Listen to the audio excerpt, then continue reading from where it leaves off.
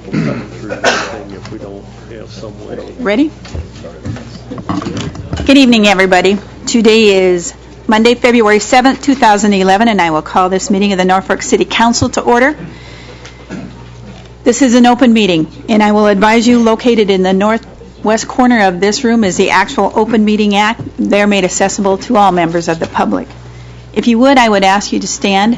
Join us in a moment of silence as well, the Pledge of Allegiance.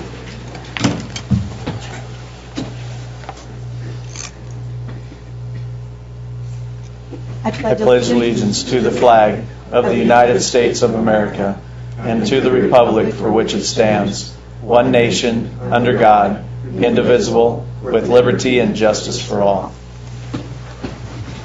And we'll move forward with roll call. Coy? Here. Lange? Here. Tamaro? Clausen? Yep. Barron? Here.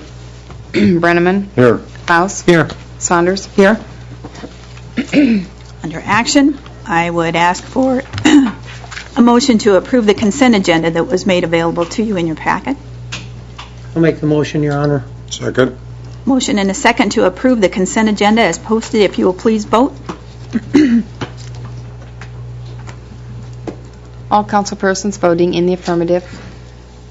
As well, I need a motion for approval of the full agenda before us tonight. So move, Your Honor. Second. A motion with a second. Again, if you will please vote.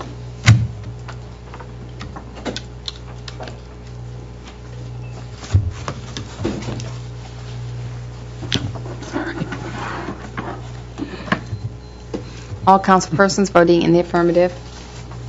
Okay. And we'll go right into special presentations tonight.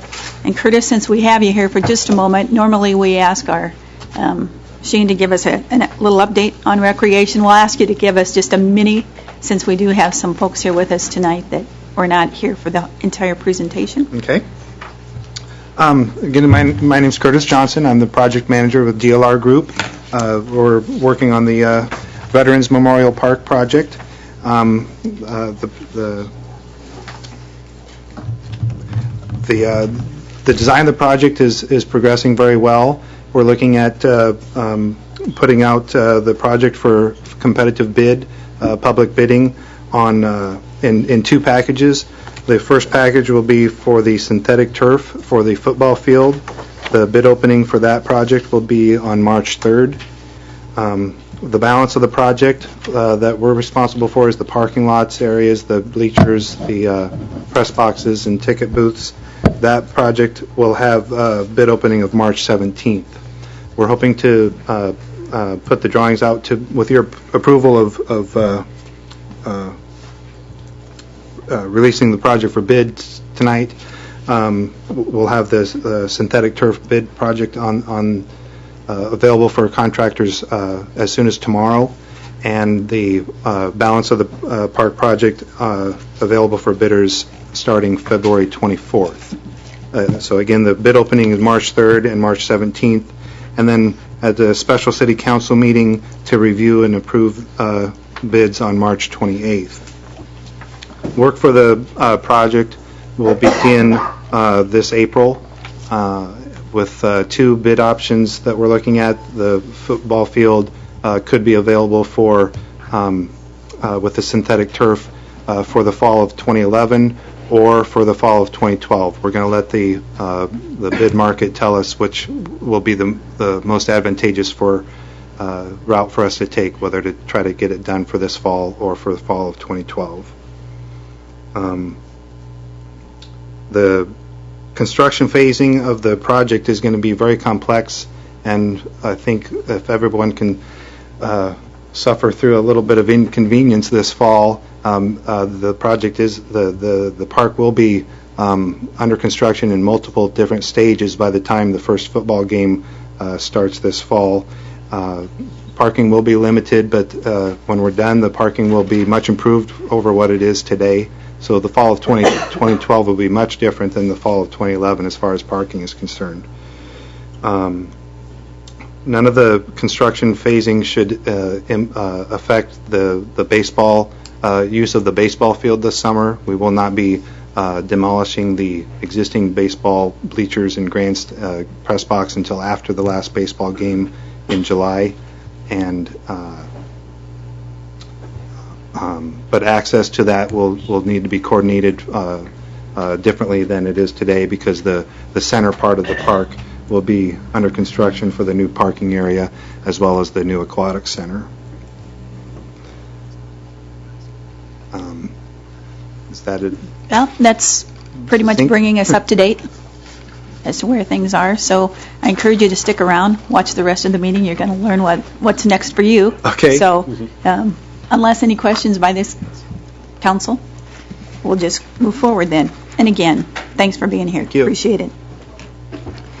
Let me also make everyone aware that nominations are now being accepted for the 2011 Edward I. Verzel Outstanding Citizen Award. This award was put into place early in, well, it says 1985. Mayor and council decided to create an annual award to recognize the excellent civic contributions of a Norfolk citizen. So therefore, we're in that process right now, and we encourage anyone that's interested to make those nominations, bring them forward. It will be accepted at the City Administration Office until February 28th, 2011. So next under special presentations, I have a proclamation before us tonight. Is Joy of Reading Month, which the Joy Group is here with us tonight. So if I could, I will read the proclamation in Joy of Reading Month. Whereas reading is a skill that only gets better with practice and is essential to a child's success in school. And whereas there's more to reading than homework and class assignments. And whereas there are an endless number of fun and interesting books out there waiting to be discovered. And whereas older students can use their influence to encourage younger children to read more. And whereas Norfolk's Joy, which is Junior Optimist Octagon International members, believe that they can make a difference by encouraging their peers and younger students to read more books and thus improve their reading skills. And whereas the City of Norfolk values its young service leaders and their efforts to make a difference in our community by mentoring younger readers and by promoting Catch and Release Books program. So now therefore be it resolved that I, Sue Fookman, Mayor of the City of Norfolk, Nebraska, do hereby proclaim the month of February 2011 as Joy of Reading Month in the City of Norfolk, and I encourage all citizens to take due notice of this observance. I see there's Mark here certainly to accept. These meetings aren't fun enough, I guess, to get the kids to come. Well, I tell you what, Mark, we'll have to teach them different as we move forward. But again, for everything that you do, and I know you've got a very active club, we thank you very much. So you bet. Thanks for being here.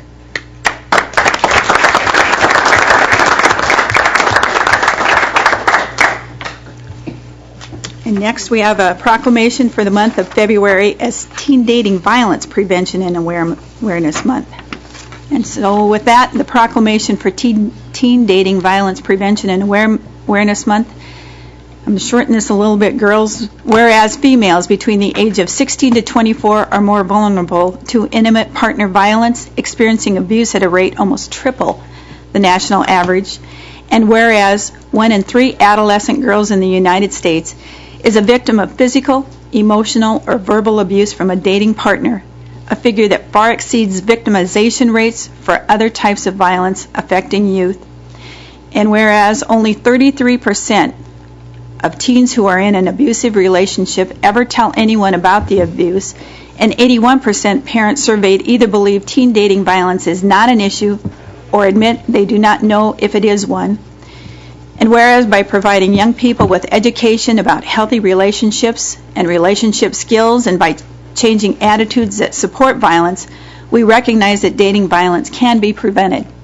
And whereas it's essential to raise community awareness and to provide training for teachers, counselors, and school staff so that they may recognize when youth are exhibiting signs of dating violence.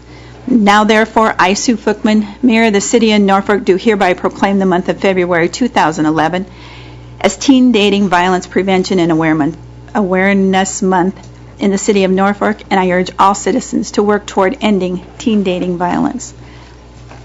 With that, I see certainly three of you that are here tonight to accept and maybe give us a little bit of an update on what it is that you're doing in your efforts. So,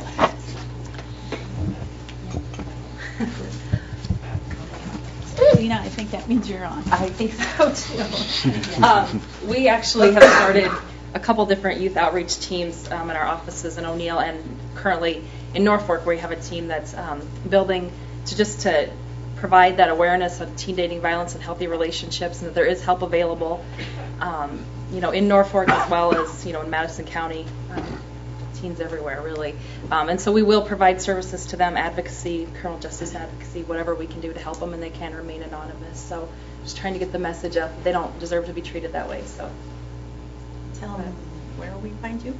we are located actually right behind Wacker Home Improvement at 305 North 4th here in Norfolk. So Very good. thank you so much. We appreciate it. I know you do, and thank you for what it is you do. Thank you so Appreciate much. you being here. Thanks.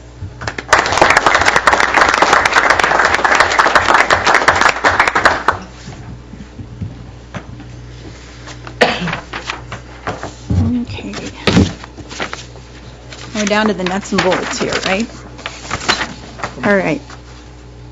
First of all, we're going to then look for consideration of Ordinance 5148 that we have passed on first reading at the January 18th, 2011 City Council meeting. I would ask, Your Honor, I would introduce ordinance number 5148 on second reading for consideration. do I have a second? I'll second that. All right. We have a motion and a second. Any discussion regarding this?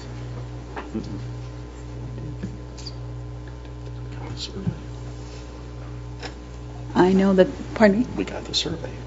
Okay, we got everything's in place then? The survey. All right. I guess one thing we should discuss is, with the consideration of vacating that alley, what kind of design we're going to put there. That's one of the things they talked about, so.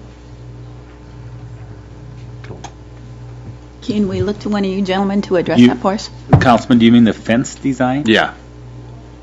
Well, we'll be as part of the project, we're going to be responsible for that north-south fence line. So we'll just put that in. It's going to be approximately, well, if you know the area, this is about 2 feet west of the south property owner's building that he has down there. So that's where the general location of that's going to be, and it's going to match, the fencing will match the rest of the project, if that's what you're asking. Yeah, just with some consideration there, for the individuals that live there as well. Because there's going to be more activities there. It'll be a 6-foot chain link, Yeah. but no barbed wire.